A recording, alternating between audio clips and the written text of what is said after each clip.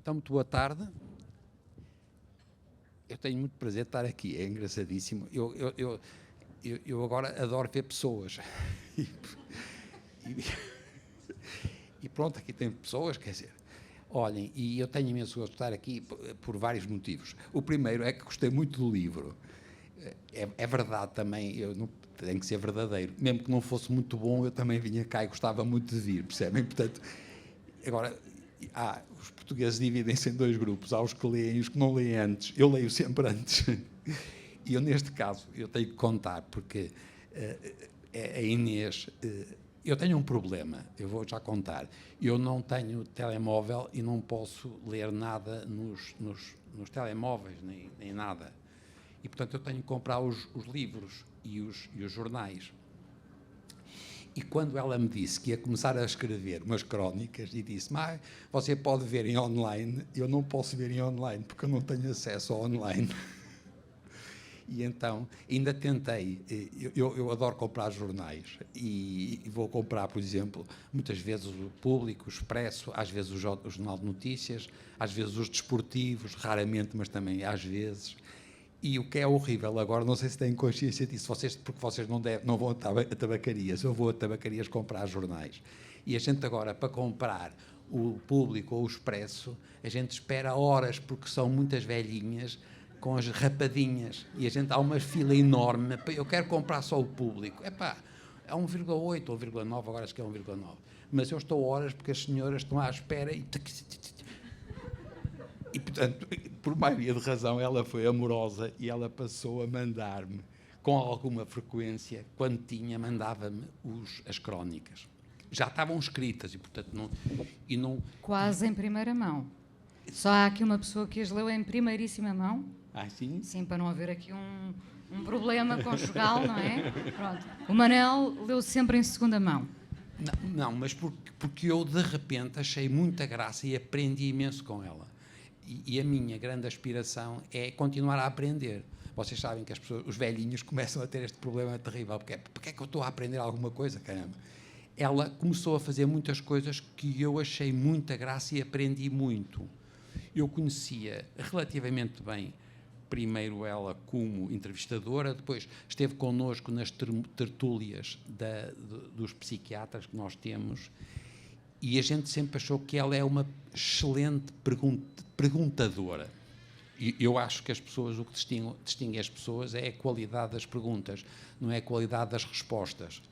Nós somos uma cultura muito de respostas. E nós, o que achamos nestas crónicas que vão ver, o que é extraordinário aqui é as perguntas que estão subjacentes ao que ela foi fazendo. Depois, é uma coisa que eu tenho que... E é engraçado, eu que já tinha lido as crónicas, eu li-as de acordo com a sequência que elas apareceram no Público. E eu achei que vocês fizeram um trabalho giríssimo de reorganização. E para mim, vamos já discutir isso, mas tem muita graça, porque vocês vão adorar.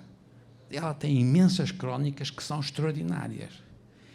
E tem soluções ela escreve sempre muito bem, mas continua a ser jornalista. E, portanto, ela tem um lead, ela tem os truques todos, porque ela tem um lead e tem também um fim, ela faz aquele fim. O final é sempre o melhor. Mas ela é muito boa, daquela coisa. Os noruegueses diziam sempre que era mackerel, com o rabo da cavala, para acabar. Os noruegueses são muito ligados ao peixe. Nós somos menos. Bem, o que é que eu achei aqui? Achei que ela tinha começado por coisas da infância e coisas ligadas à praia, e viveu de resto, às tantas perguntas. Mãe, lembras-te, nós saímos quando? E penso que foi em 74. E tem muitas coisas da infância, e de repente eu disse-lhe até isso, tem graça, porque você agora mudou para um registro, porque agora já não é da infância, e eu não percebi. Depois, eu não sei se é evidente, que eu tenho a certeza que a Inês é muito inteligente, que é uma característica boa, por acaso, diga-se, nada, a coisa pior que é ser burro. E ela é muito esperta e é muito inteligente. E depois, aquilo, não sei como é que fez, mas aquilo vocês vão achar que aquilo tem uma sequência agora que ganhou muito com aquele seu truque. É assim, ela tem uma primeira parte que tem 19 histórias crónicas, que são as tais da infância, e depois tem 21, ou the other way around, não tenho a certeza, mas acho que é 19, 21. E ela começa Vila Corina, que é uma descrição muito engraçada de uma casa linda que depois foi ciclo preparatório, e acaba com o toque. Eu já vou discutir com vocês o toque, mas que para mim, eu não sei, estou agora a inventar, eu estou a atenção que depois é para conversar com ela. Eu acho que ela faz disto porque é o nascimento da filha. E já agora um parênteses, porque ela é muito engraçada, porque nunca se devia dizer ela, eu sei, mas não posso dizer a Inês, e percebem, o ela não é chato. Não digo você, também posso dizer, porque ela é muito mais nova que eu, posso dizer. Mas é muito engraçado, porque ela, com o toque, é a primeira vez, e se calhar a única, em que eu senti que você estava a fazer uma coisa catártica. Eu acho que é a crónica de maior exposição. E muito catártico. E tem muita graça, porque ela é o toque, e vai nascer, e é a dilatação do... E ela diz sempre o médico. E outra coisa, ela é extremamente cuidadosa, porque ela tem muitas coisas perfeitas de linguagem, ela tem esta sedução da palavra, diz sempre aonde, que é muito bem, diz sempre aonde, não diz onde, e você escreve sempre aonde. Tem movimento. Exatamente. E ela escreveu uma coisa com piada, não interessa nada isto, mas ela escreve assim, o médico, e depois diz arrogante. E eu achei graça, porque é uma descrição que ela não usa muito. E depois, passado 2 ou 3 parágrafos, volta a dizer a arrogância deste médico.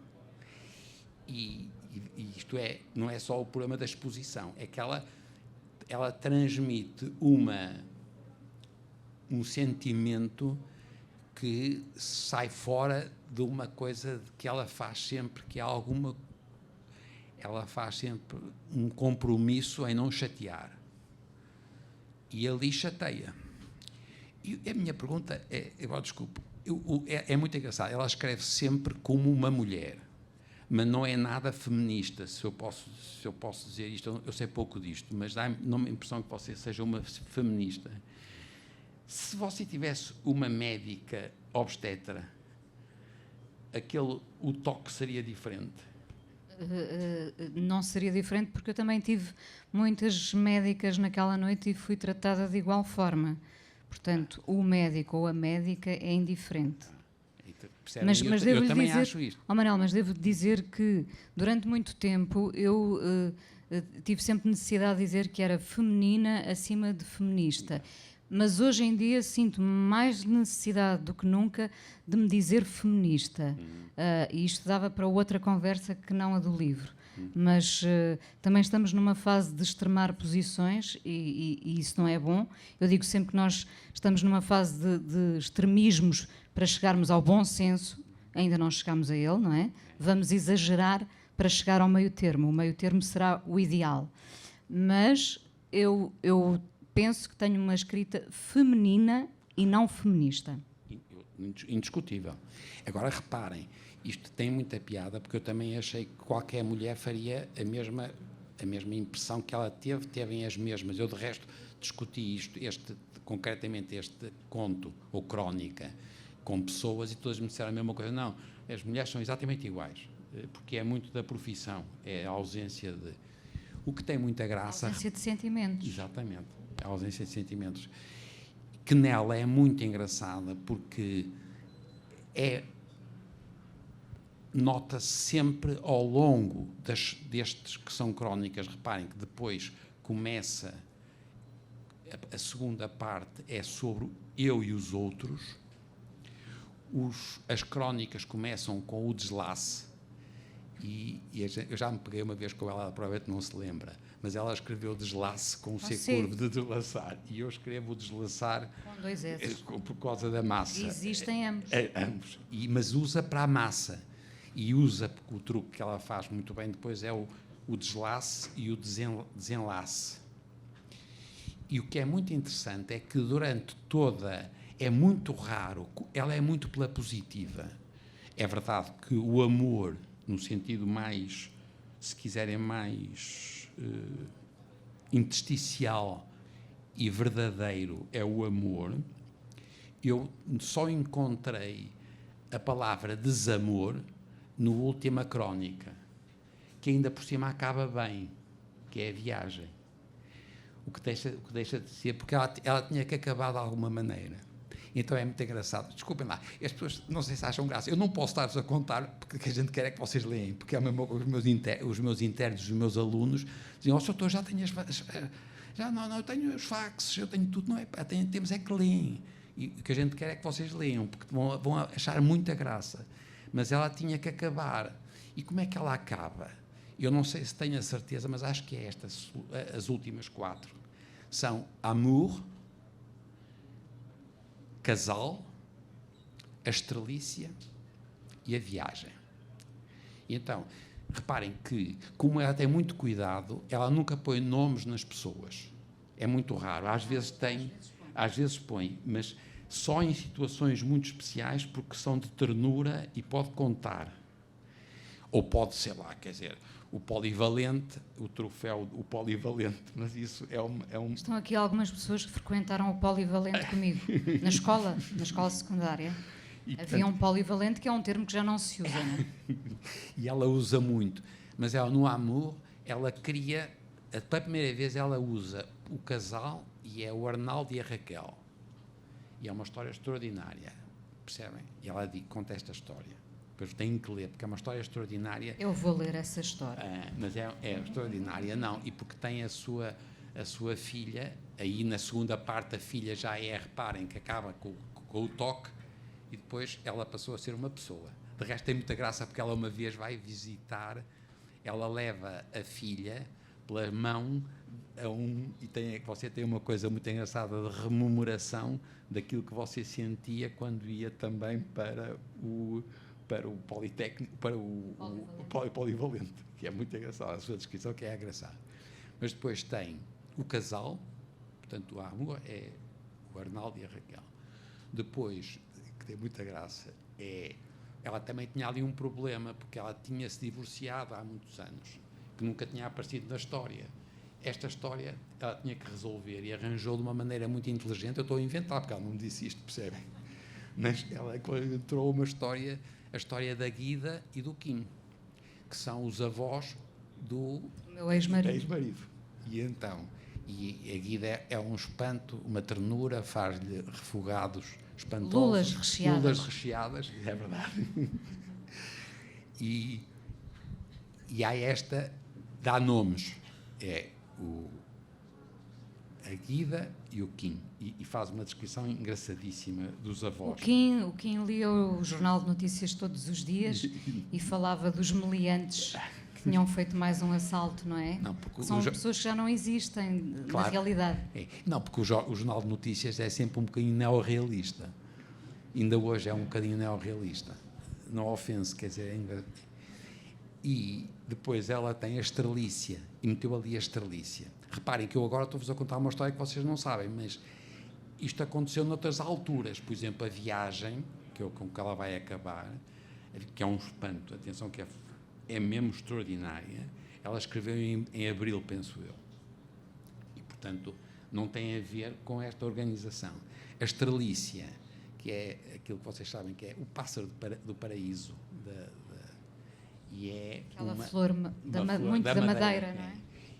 E é de novo com a filha, tem uma pessoa que não tem, é um sem-abrigo, e é o problema da casa, e porque é que não tinha casa e não sei o quê, e quando a miúda vai buscar tudo a casa, vai dar tudo o que podia a essa senhora, claro que não tem nome, e de resto elas perdem a chave dentro de casa. Portanto, virou-se à rasca depois, porque andaram a passear à procura. Ou seja, nós fomos buscar, só para não contar demasiado, mas nós fomos ajudar uma mulher sem abrigo, e quando fomos a casa buscar comida, a minha filha esqueceu-se da chave dentro de casa, mas nós descemos com a comida na mesma para entregar à senhora e ficámos as três na mesma situação, sem casa. Sem casa. Ficámos, de certa forma, as três sem abrigo. Pronto, e essa foi a conclusão da minha filha, nem foi minha.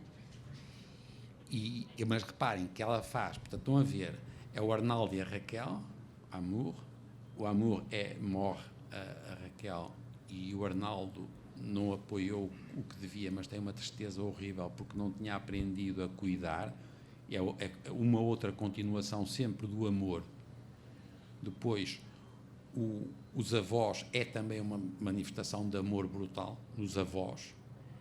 Na Estrelícia agora há uma espécie de intervalo e depois temos a viagem.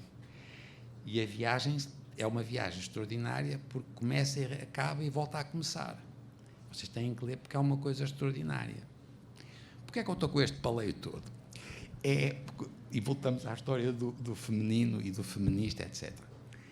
É verdade que o amor nela é muito transversal, sempre foi. De resto, eu já fiz até consigo, já fiz até 2 entrevistas suas e também ouço muito o Júlio Vaz, o amor e é muito engraçado porque isto nela é muito constante e tem demonstrações as mais variadas do amor.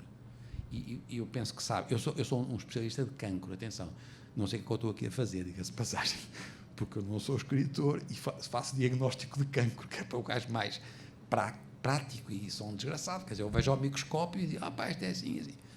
E, portanto, para mim tem muita graça perceber que, para além do biólogo mais puro e duro, há algumas coisas que a gente não percebe. E é daí, de resto, ela sabe que nós discutimos muito isso, por exemplo, com os psicanalistas e com o Jaime Milheiro, e que ele criou até aquela palavra misteriosidade. Misteriosidade, não consigo com a AVC, o meu misteriosidade já é muito para mim. O Dom Tolentino inventou a imaginação. Há quem começou a usar coisas que são intersticiais, que não têm necessariamente conotação religiosa, mas têm a ver com este amor que ela descreve, que é uma descrição muitíssimo boa e que é muito para além de tudo o que é esta relação muito do casal só. E, portanto, o que tem muita graça, eu estava a ler, e foi porque eu cheguei agora, desculpa, isto é um parênteses, mas eu cheguei ao Camus a partir do Pacheco Pereira, dos cadernos. E há uma coisa com graça, porque por interposta pessoa, o Camus diz, é assim, nas mulheres, as 2 coisas fundamentais é a caridade e o amor. E a figura masculina diz, não, é a generosidade, portanto, a caridade é generosidade e o amor é ternura. E eu achei extraordinário isto. E eu, cada vez mais, acho, de facto, que isto não é uma característica nem masculina nem feminina. O amor, seja o amor com expressão de ternura maior ou menor, as suas crónicas estão cheias de ternura. É que muitas vezes chama amor e muitas vezes aquilo que as pessoas poderiam chamar caridade ou compaixão, não, é o que você chama o cuidar e a generosidade. E, portanto, eu senti muito neste livro uma sensação de que, a partir de coisas do dia-a-dia, do cotidiano, atenção que isto tudo, nós não estamos a dizer isto, mas ela começou a escrever no fim do ano 2020 e acaba em meados, eu penso que a última que li foi de junho, não tem... Sim, embora eu continuo a escrever, não é? Mas para estas primeiras 40, sim. Mas isto diz respeito a esta coisa da pandemia. E tem muita graça para mim, que também de alguma maneira, mesmo para um tipo como eu, que vê ao microscópio para diagnosticar o cancro, eu também percebi que esta coisa da pandemia, esta necessidade que ela tem de falar no coração. E agora voltamos, ela explica muito bem e aparece muitas vezes ao longo das crónicas, esta coisa do coração ainda bate. E estamos em pandemia. E isto obriga-nos todos os dias a defrontar-nos com uma coisa muito chata, porque a gente está deprimido, porque a gente não sabe se vai aguentar. Você vai buscar o livro do... Mas o que é que eu acho? Para mim, por exemplo, eu que sou um tipo muito cerebral, não ofensa, é assim, mas é verdade que o que eu acho que eu senti no livro é que você realmente tem muito mais de coração do que de cérebro. Não ofensa. Mas não sei, estas são só provocações. Felizmente para mim. É que é escritora. Manel, muito obrigada. Percebe-se que o Manel realmente leu o livro. É um privilégio para mim. Eu lembrei-me do Manel, primeiro porque somos amigos, felizmente. O Manel é realmente muito cerebral e é muito sincero, e às vezes até é quase, não vou dizer cruelmente sincero, mas é cruamente sincero. E, portanto, de todas as vezes que eu lhe mandei as minhas crónicas, eu sabia que ele não me estava a fazer um favor. Quando ele gostava muito, dizia que gostava muito.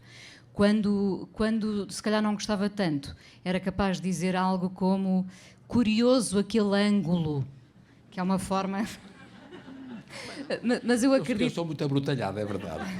Mas não, eu é que era mesmo curioso, porque é a surpresa, percebe? Eu não falei nisso, mas reparem, todos nós temos as famílias, ela tem as tias, é uma crónica espantosa à luz, que é a tia mais velha, a irmã da mãe, a Carolina, e é extraordinário. E eu disse, não, as minhas tias também morreram todas.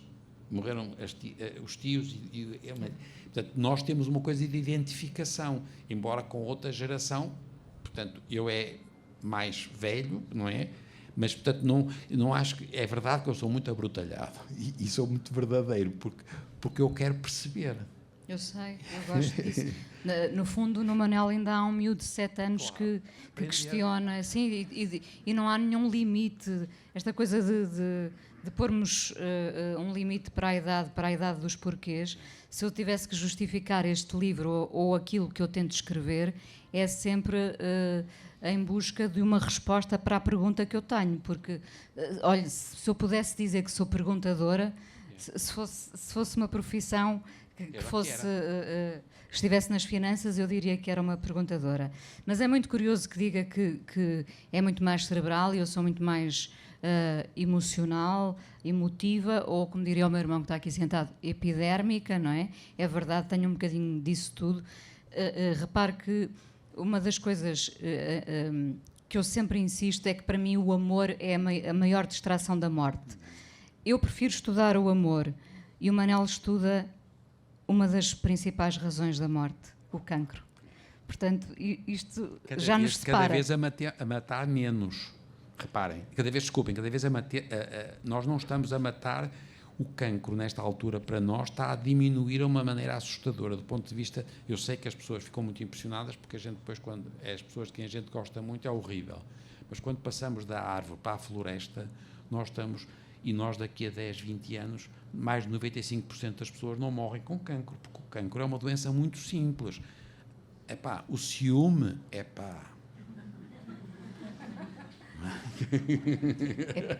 pode ser pior, pode ser. Compara-se lá. Afinal, percebe imenso de amor. Não, mas não é que percebem, é que o cancro é uma doença muito orgânica e é por isso que nós estamos a avançar muito, muito, muito. E não vamos curar, mas vamos... 10, 20 anos, palavra de honra, que mais de 95% das pessoas não morrem de cancro, embora tenham doenças crónicas. O que nós não vamos resolver é o problema, e de resto eu havia uma coisa com o Júlio, que você falou sobre o Alzheimer.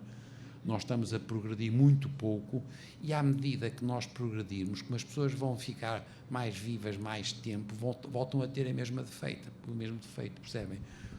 Os neurónios e os sistemas de associação, eles vão envelhecer, e isso não é uma doença igual às outras, e esta, portanto, vai ser muito pior, quero dizer só. Portanto, só para dizer que eu, no cancro, eu não associo, o cancro para mim não tem a ver com morte.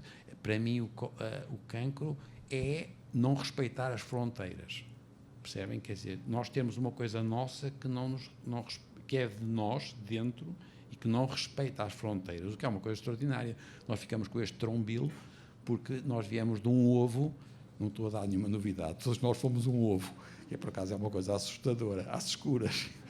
Você, por exemplo, já fomos ovos pequeninos, que é uma coisa extraordinária. E como é que a gente fez? E fez uma estrutura. E quando isto há errado, há um cancro. Não tem a ver com o que ela está a discutir, porque ela está a discutir coisas muito mais importantes que têm a ver com o sentimento, com a consciência, com a ternura. E, por exemplo, é verdade, o ciúme é uma coisa muito mais difícil de perceber do que a inveja. Embora a inveja também já não é fácil. Mas, portanto, e é isso que lhe interessa a si muito. E você tem, não procura respostas. Agora lembrei-me de um provérbio que eu gosto muito, que era da nossa avó, e estão aqui algumas pessoas da minha família. Esse provérbio dizia: nunca o invejoso medrou, nem quem dele perto morou. Isto quer dizer que um invejoso pode secar tudo à sua volta. Esse é o poder da inveja, o poder mau, não é? Que é outra coisa, porque o ciúme é uma coisa irracional, não é? A inveja já tem ali um contexto, não é? Nós conseguimos perceber o contexto do ciúme, não é? Verdade. A gula não tem graça nenhuma. Infelizmente é difícil de controlar, porque é comportamentos. Bom, então vamos aos pecados. Mas para pegar aqui em algumas coisas que o Manel foi, de facto, uma das primeiras pessoas que foi lendo estas crónicas. Eu às vezes já tinha algum pudor em enviar-lhe as crónicas, porque não o queria chatear, mas sabia que da parte dele viria sempre uma resposta sincera, e eu também quero isso na vida, quero essa sinceridade. Portanto, fui-lhe enviando estas crónicas, e queria só também para não me alongar aqui muito, estas crónicas partiram sempre de certa forma, de perguntas, não é?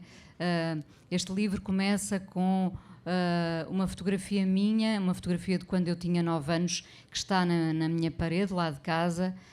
Eu olho para essa fotografia e às vezes as pessoas pensam que é a minha filha e sou eu.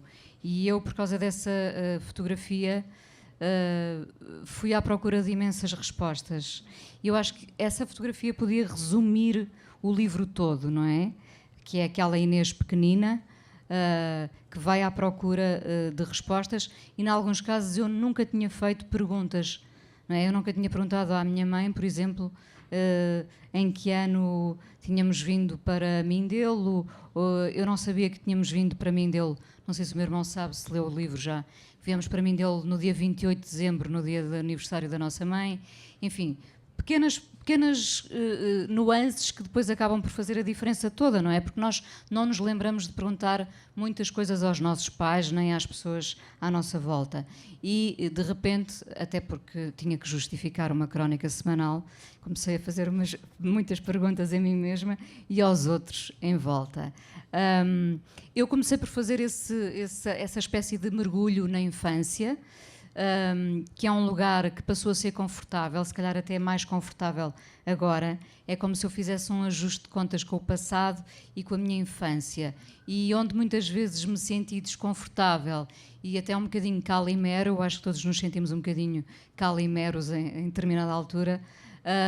De repente vi ali uma força que eu desconhecia, e portanto, com a ideia de poder vir a escrever no futuro um livro maior, um romance, comecei a escrever estas crónicas, propondo-as ao Jornal Público e, de repente, juntando aqui as primeiras 40, entretanto, elas continuam. Eu acho que já têm vida própria. Eu volto muitas vezes à praia, que é curioso. Nem eu sabia que a praia de Mindelo me tinha marcado assim tanto, mas sim, passou a ser um lugar de conforto e de perguntas, e com algumas respostas. Espero, vocês que estão aqui vão ler o livro, vão perceber algumas coisas, outras vão adequar também, acho eu, à vossa infância e adolescência, e que o livro também vos permita fazer perguntas sobre esta nossa passagem por cá. Nós já não temos muito tempo. E, portanto... Deixa-me só dizer duas coisas que eu esqueci-me. eu não tenho cultura musical nenhuma.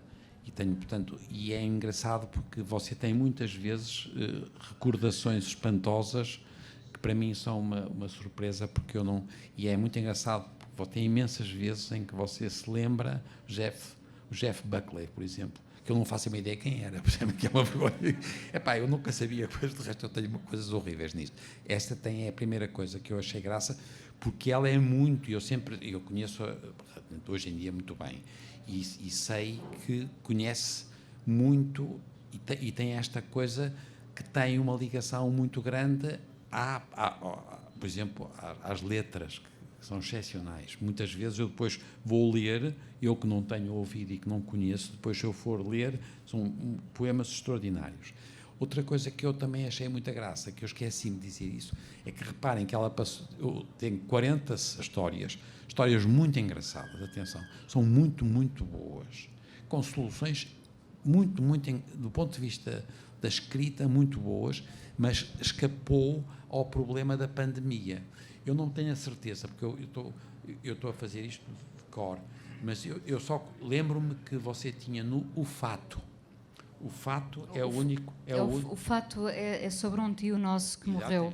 Mas depois você diz que ele veio embrulhado em plástico. É verdade. E isso tem a ver com a história da pandemia. Eu não vi mais nenhuma. Há uma referência a um casaco que está na montra e as montras estão paradas, não é? Eu todos os dias passo e olho para aquele casaco e o casaco fica ali meses, não é? Nós somos o casaco. Estamos ali na montra há meses à espera de conhecer outro desfecho, não é? Houve um dia em que eu passei e o casaco felizmente já não estava lá, o que foi um bom sinal. Mas o que eu quero dizer é que você não introduziu havendo sempre, ela foi forçada, todos nós fomos forçados, atenção que todos nós estamos a sofrer isto com esta coisa, a pandemia está a fazer muito mal às pessoas e para os miúdos é terrível, e os nossos alunos é muito mal, percebem? Os nossos alunos parecem pascácios, percebem? Então há qualquer coisa e os miúdos eram muito bons e estão pascácios, quer dizer, percebe? Portanto, atenção, as pessoas têm que perceber que esta porcaria está a fazer mesmo mal, mas você não introduziu histórias desse... Mas agora fiquei com vontade de escrever pascácio numa crónica. Mas, percebe? Já tinha saudades dessa palavra, do pascácio. Eu agradeço muito ao Manel, não é? Felizmente vou continuar a falar com ele. E quando dizia do ela, já agora, referir-se a mim como ela, eu estou habituada, por causa do fala com ela, ser o ela. Portanto, se um dia deixar de ter nome, serei a ela, com todo o prazer. Agradeço muito a todos terem estado aqui presentes. Eu vinha preparada para fazer um discurso para agradecer o vosso estoicismo por causa da tempestade, mas afinal nem choveu assim tanto, portanto, pronto, mas foram corajosos na mesma por terem vindo neste horário que eu sei que é muito complicado. Espero que leiam o livro e que gostem e que encontrem respostas, ou sobretudo que encontrem perguntas, porque a pergunta para mim é sempre um motor, é algo que provoca o movimento e, portanto, quem sabe vocês próprios não irão à procura de respostas sobre a vossa infância ou adolescência, ou, porque não, sobre o momento que vivemos. Vou terminar, se me permitirem, lendo uma crónica que alguns já conhecerão, mas é esta crónica do Amour, que é muito cinematográfica e é, obviamente, o título, o Amour, é inspirado no filme do Michael Haneke sobre duas pessoas de idade que ficam sozinhas e doentes e, portanto, sem querer, isto acabou por me acontecer na apresentação do livro em Lisboa. O Pedro Mexia, que esteve ao meu lado e com quem eu trabalho, quase que duvidava. Ele dizia, mas como é que é possível que estas coisas te aconteçam todas? E na verdade, eu acho que as crónicas ou este tipo de episódios vêm ter comigo, sem eu fazer muito por isso, e tudo o que está neste livro é absolutamente verdade, não há mentiras, e para mim esta questão da verdade é muito importante. E então, este Amor fala de dois vizinhos meus, que já não existem. Raquel e Arnaldo subiam muito devagar as escadas. Eu já tinha a minha casa e a minha filha sorria-lhes. Raquel, apesar da idade, não perdera a vontade de sorrir e os colares escolhidos para o passeio deixaram-na ainda mais viva. Falei da idade por temer que os anos nos moreçam o sorriso. Arnaldo não sorria. Raquel continuava a fintar a vida. Um dia, muitas vezes depois de ela nos perguntar a idade da minha filha, o nome e pequenos códigos únicos estabelecidos entre os que ainda agora vieram ao mundo e os que mais rapidamente se despedirão dele, soube que Raquel adoecera. Como soube? Eu não tinha ideia da forma como a vida deles se organizava até ao dia em que ela ficou doente. Nesse dia, num certo dia que já não permitia sorrisos, Raquel ficou num quarto diferente de Arnaldo. Então, eu, aqui, ouvia a chamar por ele. Precisava de ajuda. Eu acordava com ela a pedir ajuda e eu própria pedia muito que Arnaldo a fosse acudir. Arnaldo tinha-se habituado a que fosse Raquel a acudi-lo, então não sabia o que fazer. Estava embrutecida a essa capacidade de cuidar, que é afinal o amor, de forma resumida. Arnaldo dizia: "O que é?" Eu sabia o que era, mas não podia correr às 3 da manhã até ao andar de cima para ajudar Raquel. Foram muitas noites tristes. Eu adormecia com medo que Raquel acordasse a pedir ajuda e que Arnaldo não fosse vê-la. Nenhum dos dois sabia como se cuida de um amor moribundo, sem saber que já estava moribundo. Um dia acordei com Arnaldo a chorar muito. Chorava como uma criança, sem se preocupar que os seus gemidos de dor ecoassem pelo prédio abaixo. Morreu a Raquel, pensei eu. Estava certa. Quando me senti na obrigação de explicar à minha filha tão pequenina que o que ouvíamos era choro de dor, ela perguntou: "Mas por que chora ele se não ia lá ajudá-la?" Eu também chorei. Disse-lhe só: "É o amor." Meia hora depois, talvez mais, Raquel descia as mesmas escadas onde antes a víramos sorrir, envolta num pano, numa maca muda. Para mim, ela teria sempre os mesmos colares, as mesmas perguntas. Passaram-se muitos meses sem ouvir Arnaldo. Havia um telefone roufanho que por vezes tocava, mas que nesse tempo deixou de se ouvir. Seria eu própria a ter-me desligado do andar de cima? Um dia estávamos a ver futebol em casa. Jogava Portugal contra o mundo. É sempre assim que nos vemos, não nos lembrando que também somos esse mundo. A seleção marcou o golo e pela primeira vez em muitos meses ouvi a voz de Arnaldo a gritar: "Golo!" Arnaldo estava de volta, assistindo a um pontapé que o catapultava de novo para a vida. Arnaldo amava Raquel, mas quando ela dependeu dele, não o soube demonstrar. Não tinha sido preparado para isso. Gostava da logística de que ela se ocupava, do virar da página do calendário sem perguntas. Tudo parecia estar escrito para sempre, sem interrogações. Hoje, anos depois de tudo isto, ainda me parece ouvir o telefone tocar e a voz de Arnaldo a responder com as sílabas todas. "Está assim? Tem a bondade de me dizer quem fala?" Arnaldo morreu, entretanto. Gostava de lhe ter perguntado onde fica o amor quando o tempo passa, onde se esconde o sorriso quando os lábios se gastam. A idade magoa-nos quando subimos a escada sem o raio de um sorriso, uma fadiga que vem de dentro e que nos obriga a um compasso contado e sem alento. Subiam até ao andar de cima, tinham-se um ao outro, mas não sabiam como ainda chegar ao coração vizinho. Eu sei que Arnaldo amava Raquel, mas não foi ensinado a cuidar. Anos depois, ainda ouço o lamento dele a escorrer por estas escadas.